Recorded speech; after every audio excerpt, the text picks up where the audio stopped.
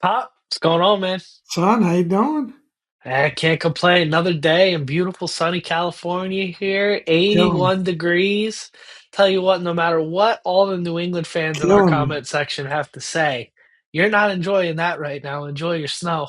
That's why they're so grumpy. I think that's why they're so grumpy in our comments. I can understand that from a weather point of view. It's balmy 19 degrees here. So, Yeah, it's too warm for me today. That's a good problem to have. oh man, But you suck. there's a lot of people on the internet that would agree with you at this point in time, and I don't think I'm going to make them happy as this No, pod I love you, continues. son. Tell you I what, love you. getting into it here at Super Bowl preview. So we've got all kinds of fun stuff. We're going to talk the actual game, in between the lines. We're going to talk bets. We've got a special bout of bets specifically for the Super Bowl, not just picking the spread, but over under props. Um, but do you want to get quick Commander stuff out of the way first? Yep. Some housekeeping. Well, let's lead with our boys. All right, I'm just gonna run through it real quick.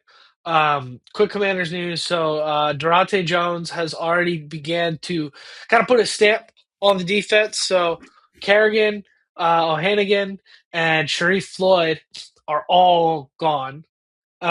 What I said to you in my text this morning when you told me that, I said, "Good, the defensive line stunk. The defensive line coaches shouldn't stick around." And all due respect to these guys, I'm never like rooting for anybody to lose a job. I've lost plenty of jobs in my life. Not fun. But at the same time, the unit that they're responsible for did not perform. So that's what happens in the Yeah, NFL. I And think I the big love Ryan news. Kerrigan, the guy, Yeah, but it's Ryan Kerrigan, the coach. You can't keep a guy here just because he was good when he wore your uniform. yeah, that's the big one. Ryan Kerrigan, long time, great player. I think he's the sack leader for the franchise. So you hate to see him go, but I agree with you wholeheartedly. The defense is so bad. Whatever Durante wants to do at this point, I'm sure it's a combination of. Keim did have a comment in his report on this that said they probably would have been gone regardless of who the DC was.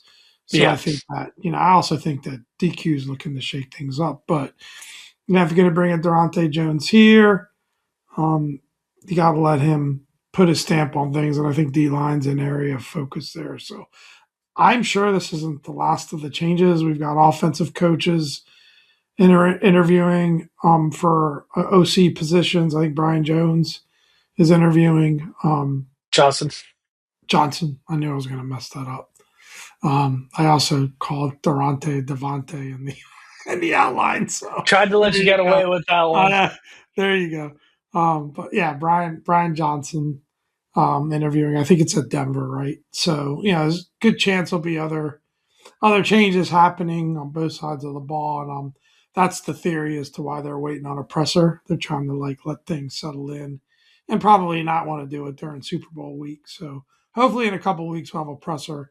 We'll have so much content related to the Commanders in terms of breaking down position groups, free agents, the draft.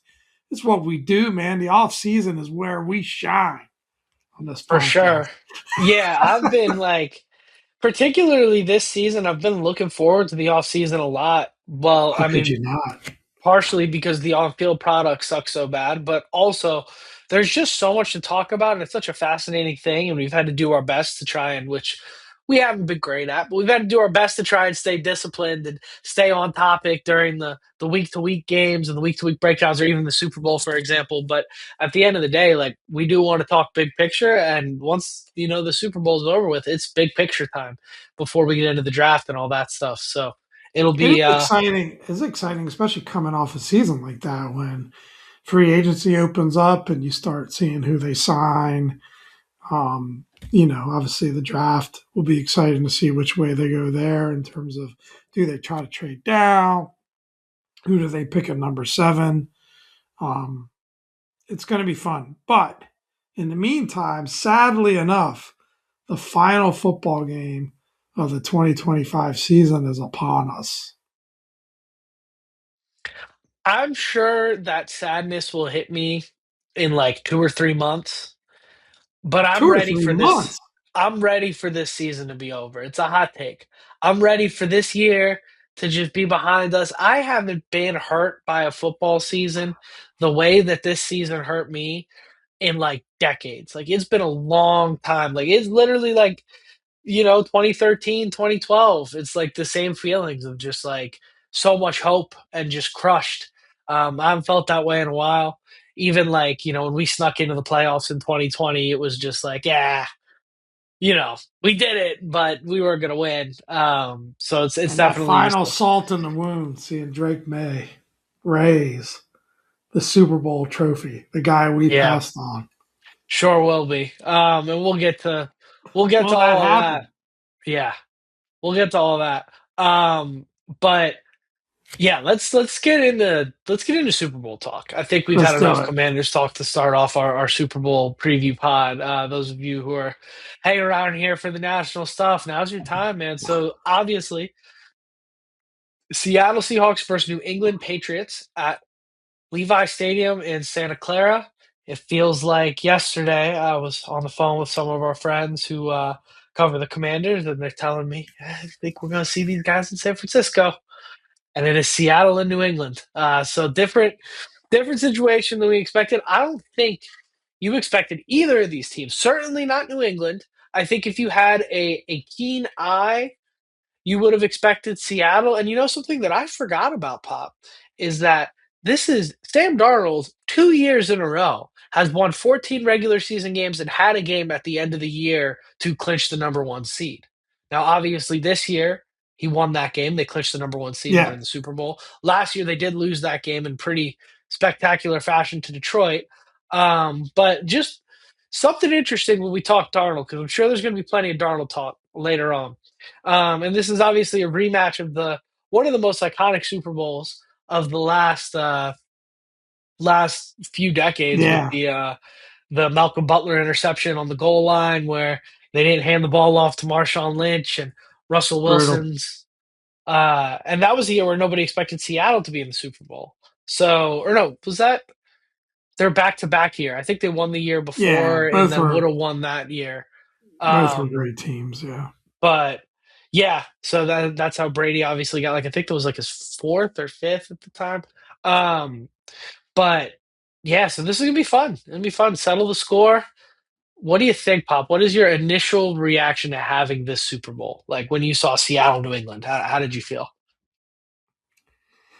yeah. I mean, as a Commanders fan, regardless of what anybody's going to say, seeing Drake May get there, there's always that little tinge of of concern. I guess I don't know what the right word is. Maybe it's jealousy. Maybe that's the right Sure word. is. Maybe that's the right word. Sure is. Yeah. If we're being honest here, we get into some therapy here on the Dom and Pop show. Um, so yeah, I mean, I think it's two very different paths. I know that New England fans hate when we say it. We had some good interactions, especially on Instagram with that. Don't forget to check out our Instagram page too. Um, but you know, I think they're two different paths. I guess that was my point. Seattle's been pretty dominant. It was a great game against the Rams, but you expected that, right? They've always just go back and forth. I think that you had the two best teams in the NFC in that game, and either one of them that would have won would be favored in this one. Whereas I think the Pats have won a bit more ugly, to be kind, along the way, but they've won. They've won. They faced tough defenses. They scrapped their way through.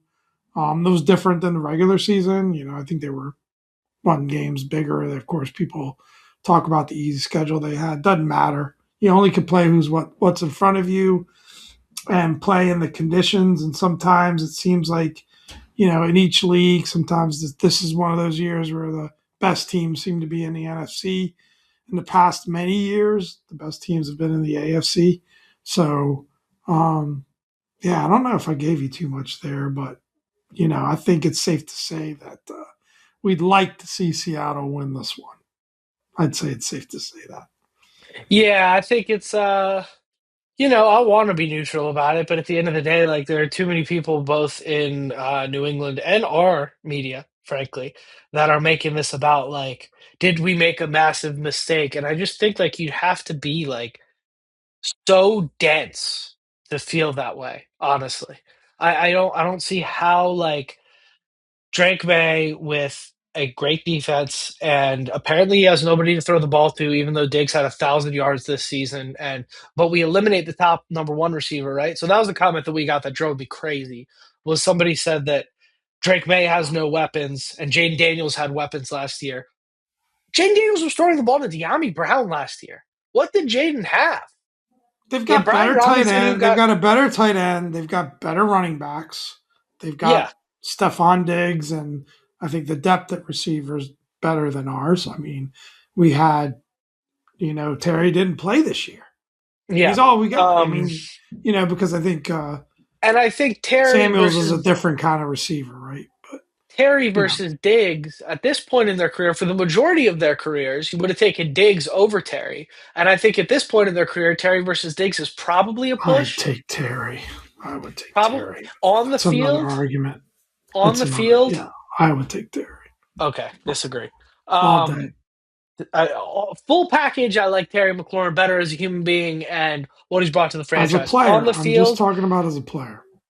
Terry has not had seasons that have touched Diggs' best seasons. He hasn't, statistically. Um, but regardless, those situations are comparable at best when it comes to weapons. And then you talk about everything else that May had around him in terms of the defense, because yeah, the defense won him all three of his playoff games this year. And sure, both teams had to play in that snow, and it was really hard for anybody to get any offense going in that weather. I agree. But personally, based on the way the offenses looked prior to that snow coming down, I think that's advantage New England. Um, but I think anyways, what we're doing is tricky, right? Because, and I'll just quickly touch on this. You're comparing Jaden's 2024 season because his 2025 season was an incomplete to Drake May's 2025 season. Well, there's recency in Drake May's 2025 season, so Mhm. right now you've got to give him advantage. Um, but I think if you compare it that way, which is really our point, we wanted to compare the playoff run Jaden had to the playoff run Drake had.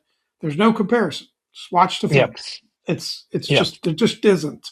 And whatever argument you want to make now, in terms of who is going to be the better player in the long term, the jury's still out.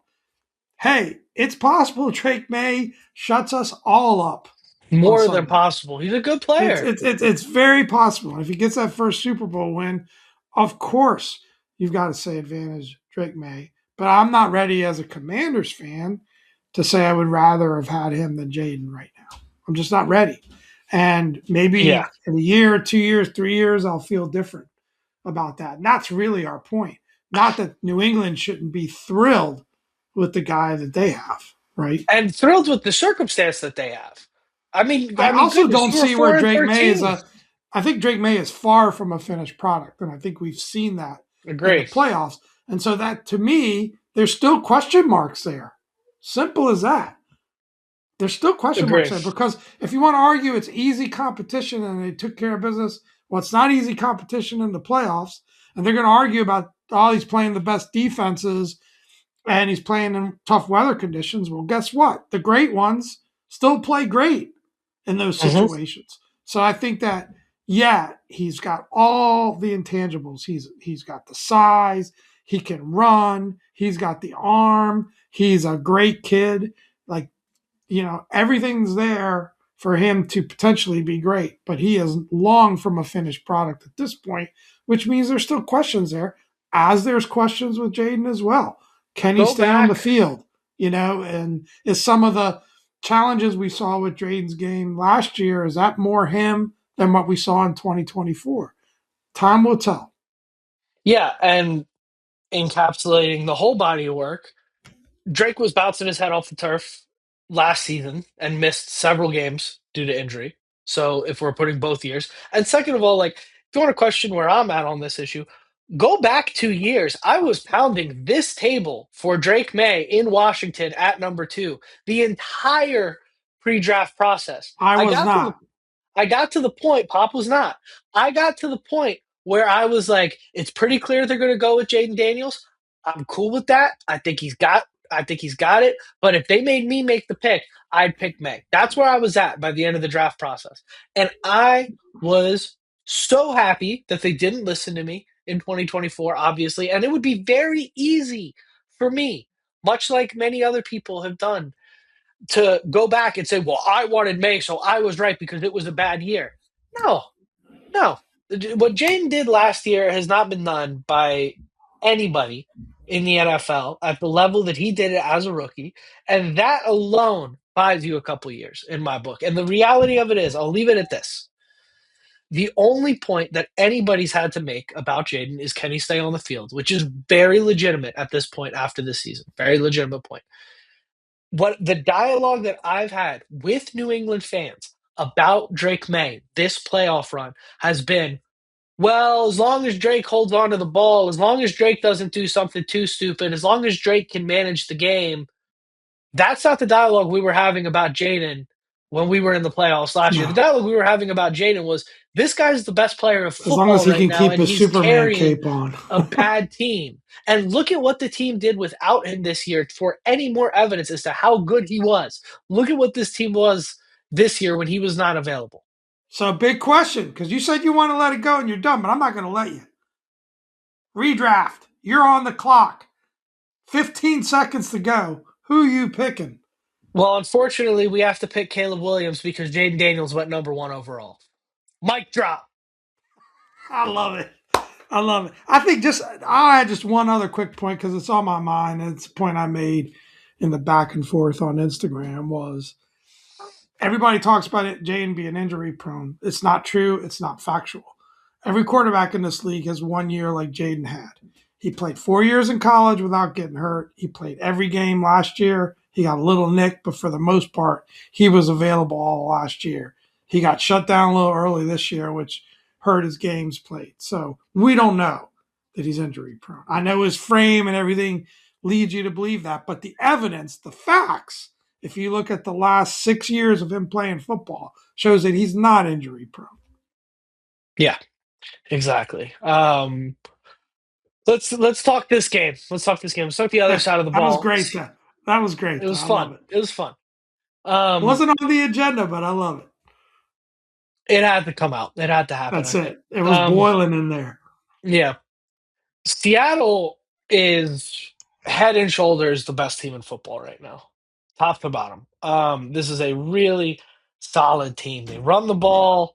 This is the recipe. This is the definition of the recipe in the NFL, in my opinion, is the Seattle Seahawks. Good, good to great defense. Very, very good defense. I would argue maybe a great defense in the scheme of the entire NFL.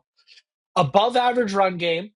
You're not over invested in your run game, but your run game is solid. Above average run game, and you can throw the ball anywhere up and down the field you want to throw the ball. That's the bottom line. They are when that offense is humming, that ball is can be thrown literally anywhere. And the things that they're doing, which we'll get into when we talk about the keys, the things that they're doing with Jackson Smith and Jigba to get him open, to get the ball in his hands, to make things easier on Darnold. And then the throws that Darnold is making even when things are not super easy on him, are spectacular. Nothing short of it. I mean, we watched him in Washington, which granted, awful defense.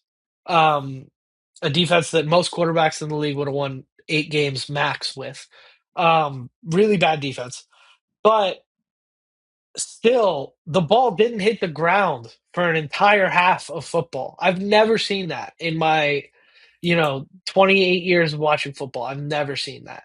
And they get to the second half and they pretty much just let off the gas. But it's just that guy's balling right now. There's no two ways around it. He's balling, and you're praying if you're New England, you're praying that he turns back into a pumpkin, right? Like that's your only hope at this point is that the moment's too big for Yep. Darnold in terms of slowing that pass game down. Because Well, he right went toe to now, toe, toe to toe with Matt Stafford. Matt Stafford played a great game in that yeah, championship game. He was, in terms of degree of difficulty of what he had to do, and he was right there with him. Can't take anything away from Sam Darnold, but I think also like what I've been super impressed, because when you talk about Seattle, you talk about their defense. Of course, they got a defensive head coach.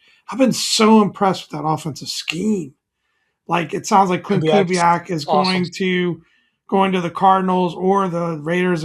This one article I'm reading makes it sound like it's going to be his choice, which organization he wants to go to. Good luck with that, Clint. But he's been brilliant, and that offensive scheme's been brilliant. And Sam Darnold, in a way, you can argue, failed at the end of the season with KOC with some amazing weapons in Minnesota. And he's got some great weapons and great balance, great running back in Seattle. So you've got to give Clint Kubiak just so much credit. That's one thing I've observed watching the Seattle team. Yeah, I mean, good players make guys' careers, and good players get guys fired. I mean, the GM in Minnesota just got Yeah, fired, and I gotta imagine some of that has something to do with having a terrible season this year and letting a 28-year-old quarterback who was flinging the ball everywhere last year, letting that guy go. You can't judge, in my opinion, if we're gonna do like, look at Baker Mayfield, right? Does anybody judge Baker Mayfield based on what he was doing in Cleveland anymore? right. No. You judge Baker Mayfield based off of who he's been since he's gotten into a competent organization in Tampa. The sample size is about the same. I think it's a year shorter for Sam Darnold. But Darnold followed the same path, right? He backed up in San Francisco. He went to Minnesota. He got with a very quarterback friendly coach. He got the development that he never got. This guy was a number 3 overall draft pick. And right now, he's playing like it. Like he is playing up to the potential that he was drafted so high right now, but he just went to one of the worst organizations in all of sports. Yeah, I didn't understand the decision for Minnesota twice over. Not sticking with Kirk, and then getting rid of Sam. Just neither one of them made a whole lot of sense. That was a pretty wild situation because their GM did a press conference the day before he got fired, admitting pretty much that he had made a mistake, and then boom, he's gone. That's wild. But Yeah. no, I mean Seattle. I agree. They're the most complete team. They've been the best team in the NFL. We've seen it happen before, though. You know, sometimes that team does not end up winning at the end of the day. And the Pats got to tip your hat to them. They've got a really good D and all of that. So yeah, It's setting up perfectly for the like Patriots kind of stumble their way through the playoffs, get to the Super Bowl, and then they play the game of their life against Seattle. yes, Everything goes right, and it's like, well, we won the big one, so shut up. And it's like anybody who paid attention to the whole thing. But at the end of the day, that's what this thing is all about. Maybe this ain't the NFL, or this ain't the NBA. Excuse me, this is the NFL. Ain't the NBA. This ain't the MLB. This is not a 7-game series. This is one game. All that matters is two things: getting to that game in February and winning it. That is all that matters. So if New England can do that, hats off to them. what's your Let's take talk. on New England? What makes them tick? I just want to hear your breakdown of them real quick. So what New England's got is they've got a coach who is doing a really good job right now. The whole team is bought in to what's going on over there. It's very 2024 Dan Quinn. We've seen this before, right?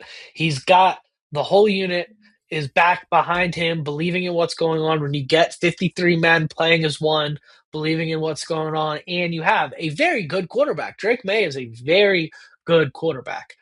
I don't think Drake May is the MVP, but I think Drake May is a very good quarterback. And you have their defense, who year over year over year um, has really struggled, and even this year has been kind of up and down, playing their best ball of the year. The defense playing really good football Yeah, this playoff run. I would say they've played as well as Seattle's defense. Now they've haven't quite faced the competition Seattle's defense faced, but they've played very well their defense, and you can't take that away from them. And that's what I think ultimately this game is going to come down to: is whoever's defense has the better game is probably going to win this game. Because what we've seen is both of these teams, their offenses can cook when their uh their offenses can cook when the opposing defense is playing like average.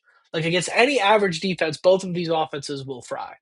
but can one of these defenses have a good enough game to give their team the ball back a couple of times? Maybe do we get a defensive score and does Drake May fumble the ball and somebody pick it up and run it back? There's a lot of, but I think it's what it's going to come down to is I, can the I think, defense, who has the better defense? Because I think both offenses have the capacity to take the game over.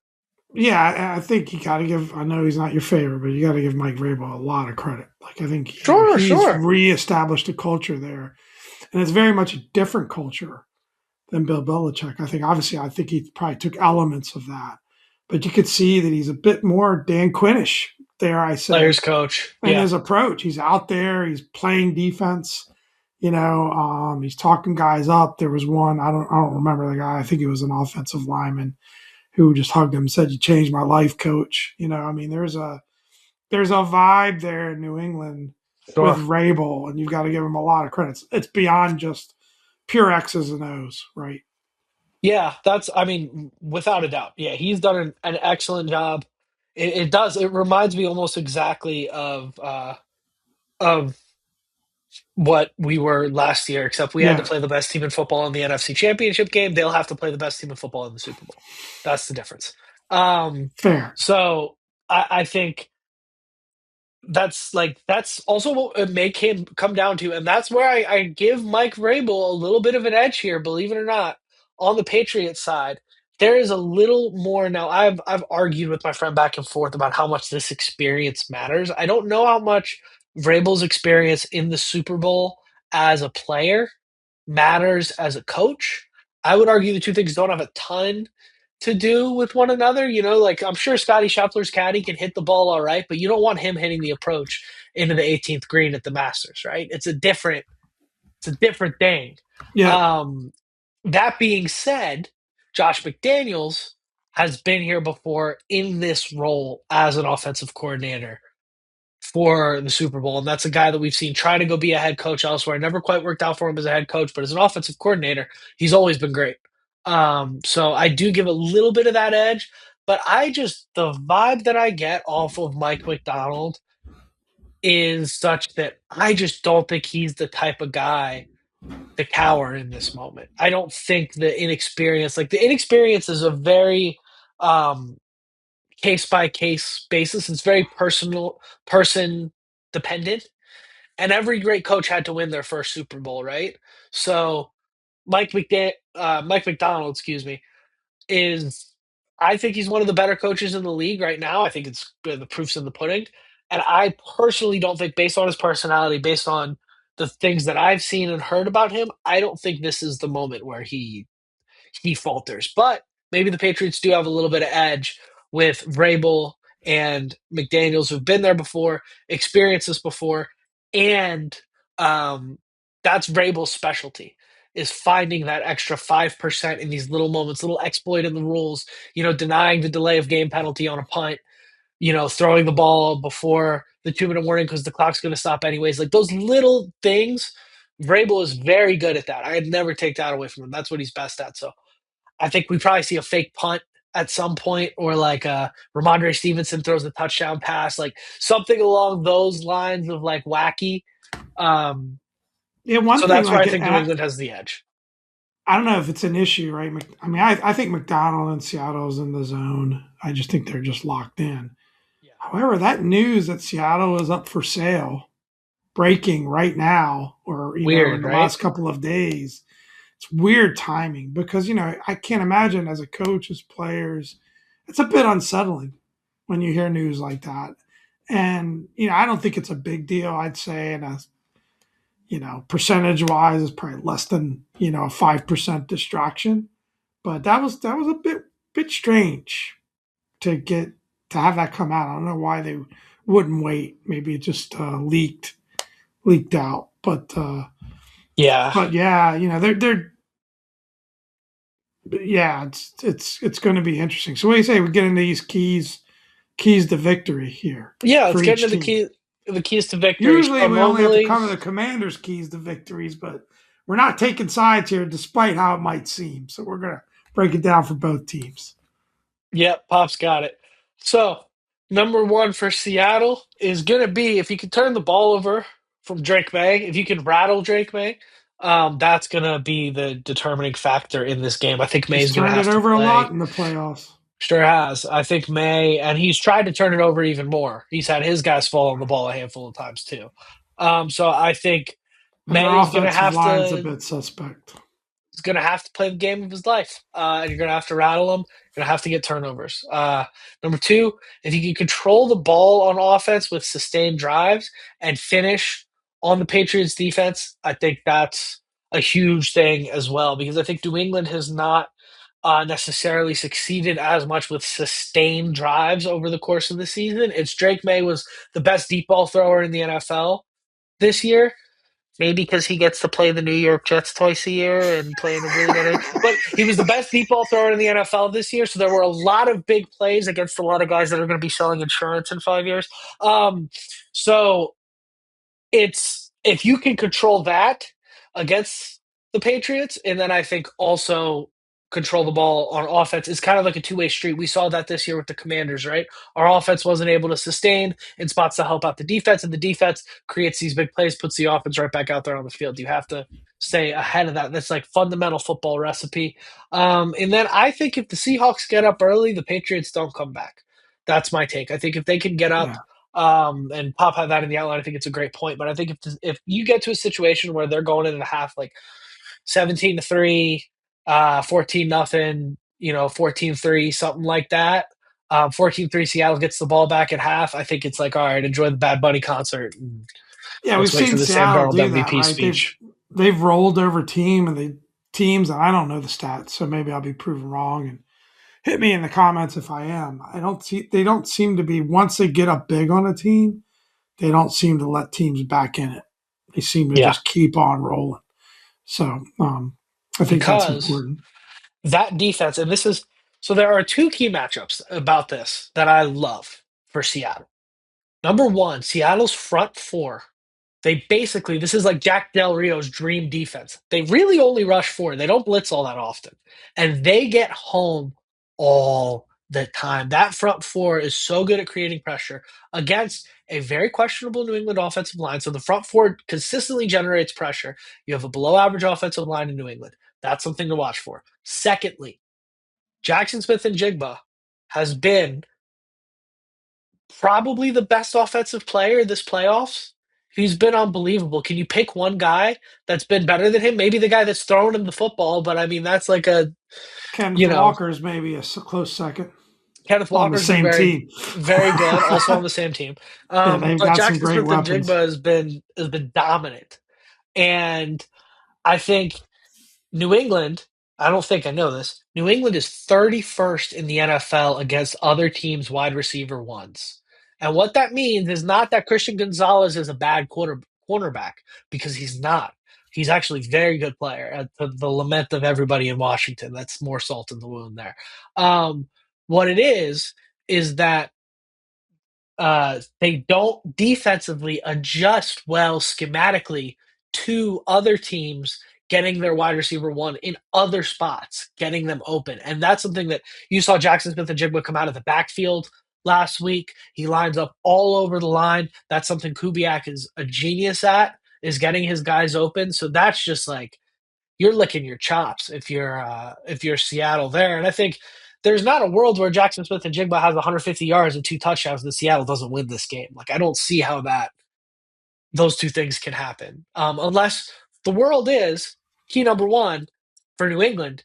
Drake May plays the game of his life. That's what this is going to come down to. Drake May, you want to cement yourself as the should have been number one overall pick? Go ball. And I think he has every tool and ability to do so. I don't know if Go it's so ball. much the game of his life as I think it's just playing smart. They've got two good runners. Fair. Take what's given to you. Don't try to play hero. I don't know that he's necessarily got to play the game of his life, but I'm seeing that defense has got to come up big. But my intent there was just to say he's got to be smart. He's got to, and Yeah, maybe to a I degree, that's playing the game of his life against a really great defense, right? so I modified your key a little bit there, but I think Drake May doing what Drake May has done this playoffs thus far, playing like very safe ball control quarterbacking, which he hasn't necessarily succeeded at. He had 5 fumbles, but it was bad weather in New England, Taking a bunch of sacks.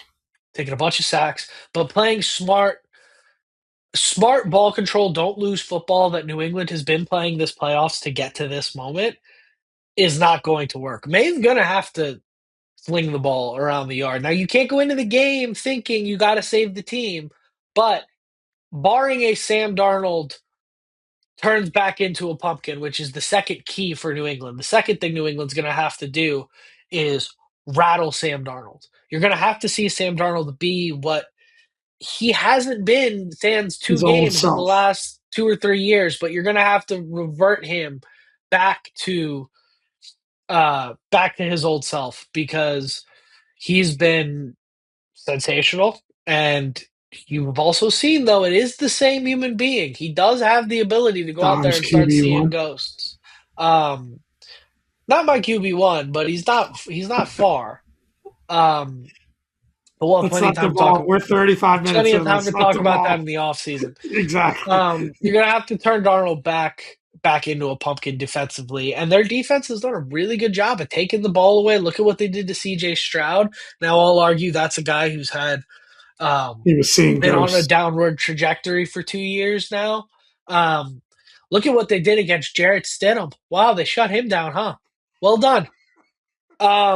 No, really, well done. It was a great defensive performance against Jarrett Stidham. It truly was. Um, and number three is going to be like, got to keep that ball out of the Seattle offense because I think the Seattle offense has a much higher capacity to be explosive in its current state than New England's offense does.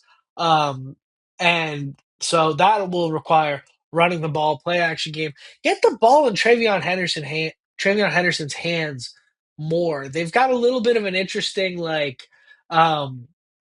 Krosky Merritt, Chris Rodriguez situation where they've got the safe guy in Ramadre, who also, by the way, has had a history of fumbling the ball, and they've got Travion who can kind of rip one at any time. I think you got to get the ball in Henderson's hands more. I think if Henderson has a big game, that could take a lot of pressure off Drake May and could take a lot of pressure off New England's defense.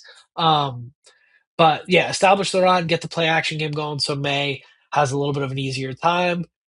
Yeah, that's going to be it. At the end of the day, I think whichever team has the better defense and whichever quarterback shows up, like I said, Drake May, now's your time. Play the game of your life. That's right. I agree. Those are great keys, Dominic. Yep. Let's get into our.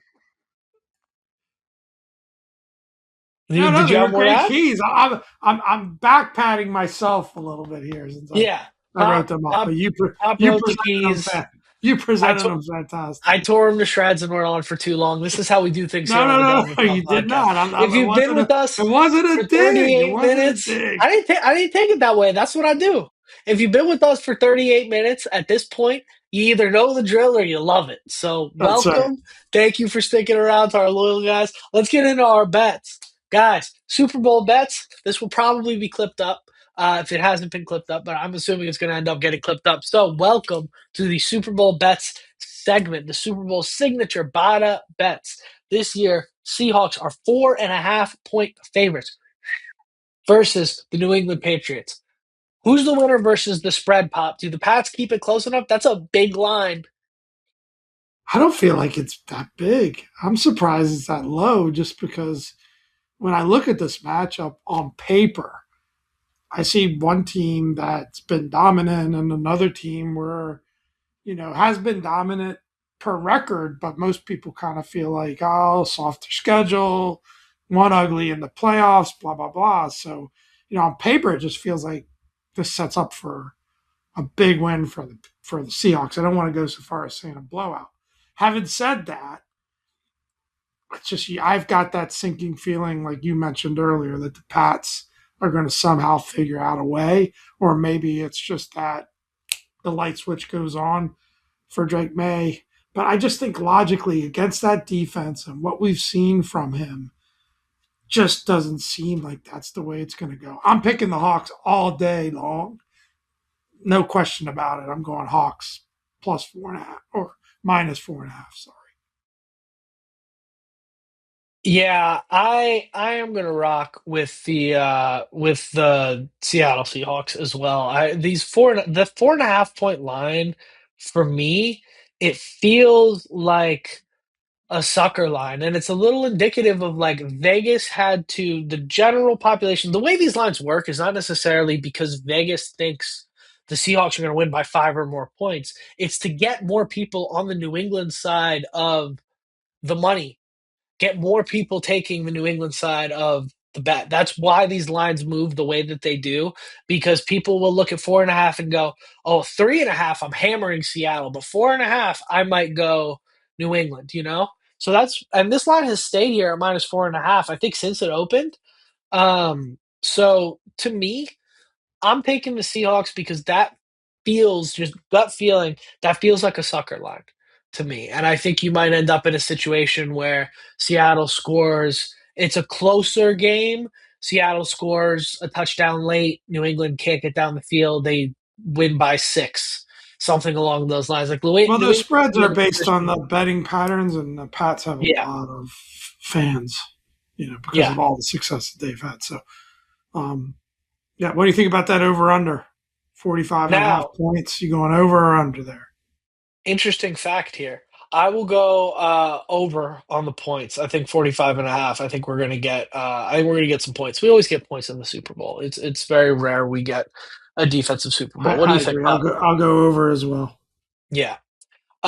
Interesting fact. The last time a team was favored by 4.5 points or more in the Super Bowl was actually the Patriots against the Philadelphia Eagles in the Nick Foles Super Bowl a few years back. I was actually in Boston for that one. And I have never been on a train with so many people so quiet as to after that Super Bowl. And I was rooting for the Pats. I rooted for the Pats while I was living in Boston. I actually don't dislike the Pats, despite what you've heard over the last 40 minutes and last several I'm not podcasts. so sure that's true anymore. I really don't have any ill feelings about it. I'm just sick of hearing about how the Pats fans can't just enjoy the Pats for what they are versus like this weird thing where they have to be better than everybody else all the time. Just enjoy how good your team is. That's how I was with Washington last year. But um regardless, that was the quietest I've ever heard a train in my life, was taking the train home from my friend's house after that, after they lost to Nick Foles in the Super Bowl. Um so that was the last time they've had that.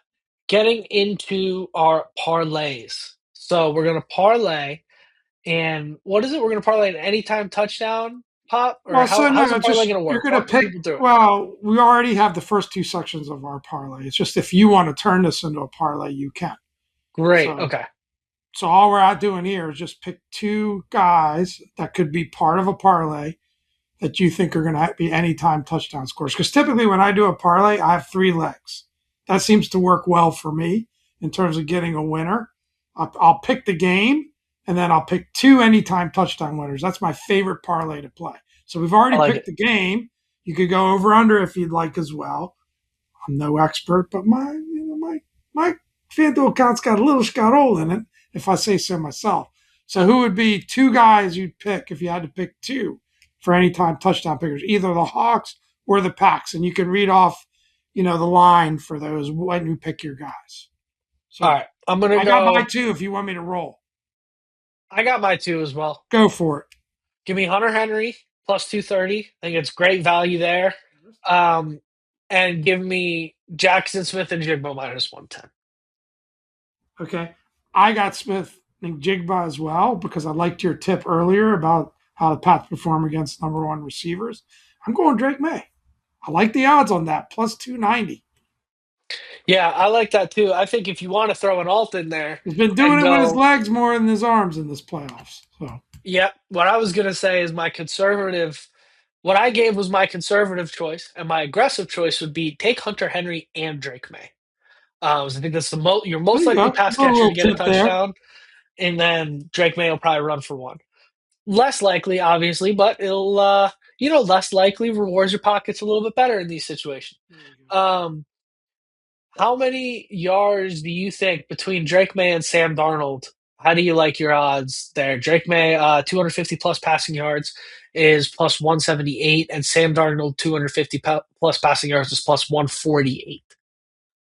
Yeah. So how many yards? What would you go like for Drake May? Like if you had to pick, what do you think? Where do you think he lands? And I can give you the odds on that. Give me 228. So you'd say 225 plus. That's minus 102. Yeah, And I I like think, that. yeah, I don't know that I have a strong opinion here. I'd probably be leaning towards just because where he's been. I don't see a big passing.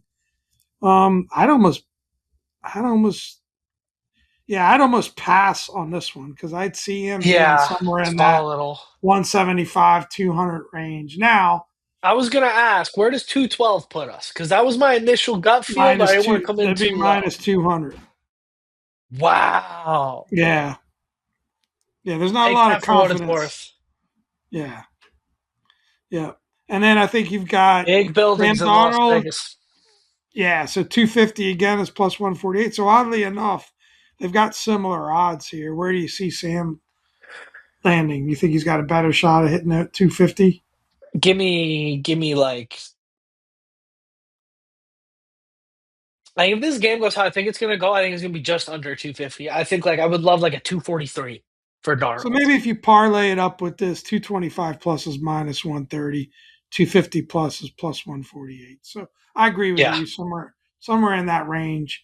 Um, this one's a bit wonky, in terms of just it is a bit wonky in terms of that, but um, I would probably pass on that one. yeah, That one's a tough pick, but I thought you got to have something in there related to quarterbacks, right? So, for yeah, sure, yeah, yeah. for sure. Um, yeah, I So think in terms of other QB props, the other one is touchdown passes. So, you know, Drake May is minus 440 at one plus, and then plus 128 at two plus, and then plus 490 at three plus. So if you really got confidence in Drake May, New England fans, go three plus. And Sam Darnold is minus 112 at two plus touchdown passes. So a lot of confidence in Sam Darnold being at three plus, which is plus 350. So somewhere between two and three touchdown passes for Sam Darnold is where Vegas has the line. all right, we'll see. We'll see. What's the odds on May not throwing a touchdown pass? There isn't that I can see. It's just They won't one even give you plus that. minus 440. So One yeah, plus minus 440. So yeah, that's guaranteed. There's at least one. Interesting. Interesting. I mean he's So basically the odds are he's going to be between one and two one and touchdown two. passes, whereas Yeah. Darnold's between two and three. Yeah. I was just curious because he can get it done with his legs, and like there's not I don't think anybody would be surprised if New England scored three touchdowns. If one of them was Drake May scrambling, one of them was a quarterback sneak, and the other one was, Ramondre Stevenson from the 2 yard line. I don't think anybody would be shocked, even if May plays a great game. They're just very that's how they play. But anyways, let's wrap this thing up. It's gonna be Go fun. The Seattle. best part about this is we sit, we talk for an hour, and then they're gonna play the game, and whatever we talked about may or may not make any sense. So we'll see. It'll be a lot of fun. I say we wrap this thing up, Pop. What do you say? Let's do it. Don't forget to like, comment, subscribe, and without further ado, I've been Dom. This is Pop. Thank you all for another great week, and hail to the Commanders.